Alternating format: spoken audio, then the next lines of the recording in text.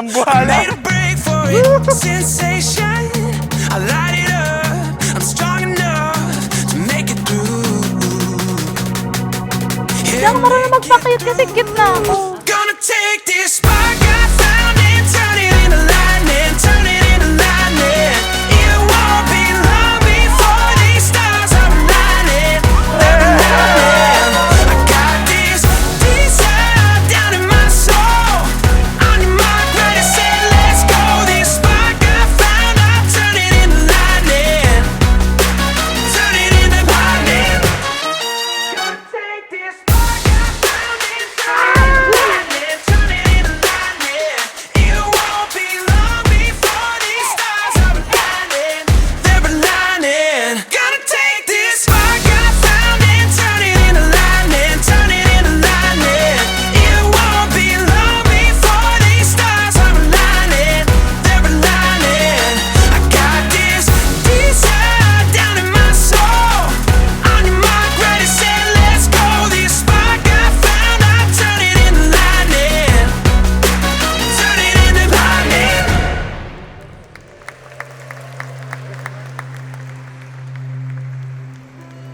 Sa atin hong buhay, may mga kwento na nagsisimula na hindi inaasahan.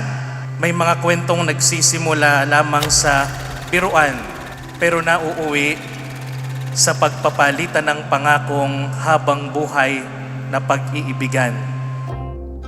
Yung sa aming dalawa kasi, siya yung mas positive. Sa pagkakakilala ko sa kanya, talagang alam kong siya ang magiging sandalan ko. Dati pangarap ko lang to. Dati panalangin ko lang to. Akala ko wala na. Akala ko hindi na. Inihahanda ko na nga ang sarili ko na ako na lang. Tatanda na ako mag-isa. Daming pinapakilala sa akin at kung kani-kanino ako tinutokso pero wala naman akong ginusto. Give up na sana ako.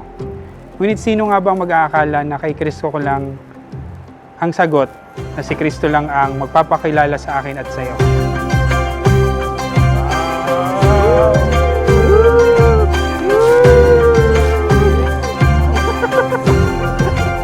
Thank you. Love you. See you mamaya.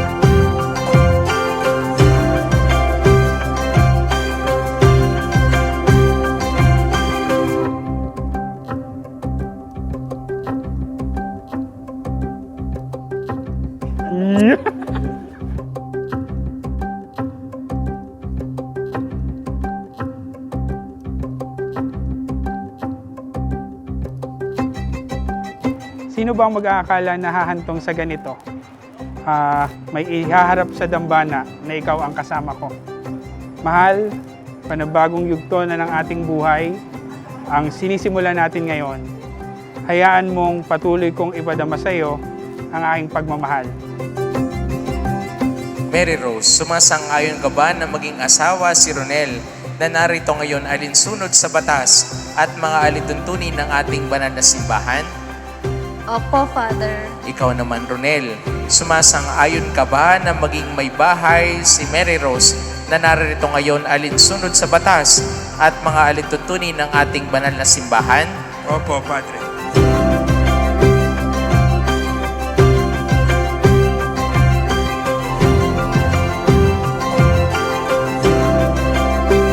Sa araw na ito, sa harap ng Diyos at ng mga taong mahalaga sa atin, ipinangangako kong magiging tapat, mapagkumbaba at mapagmahal na asawa.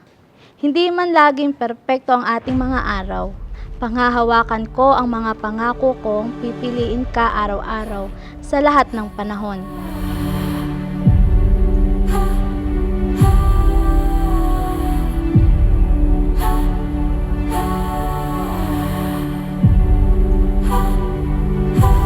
Walang nagkataon lamang sa plano ng Diyos.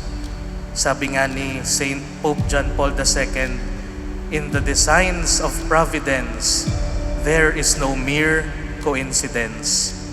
Dahil ang lahat ay ayon sa plano ng Diyos. Together we have come made it to the highest. Mpe, Tatay Ito, Gusto kong magpasalamat sa inyo sa pag-iiyak. Step by step we make the climb, awakening into the light. Magic is happening. Just breathe in. Talagang pag si Lord ang nagbigay, talagang right time talaga yon. Minsan, alam ko, iniisip mo, may kulang sa'yo. Hayaan mo ako ang magpunan ng pagkukulang na yon. At ganun ka din sa mga pagkukulang ko para maging buo tayo. Magkasama tayong haharap sa hamon na hinihingi ng mundo. Sabay tayong susunod sa agos, kapit kamay tayong tatanaw sa ganda ng mundo. Magkasama tayong tutupad sa ating mga pangarap.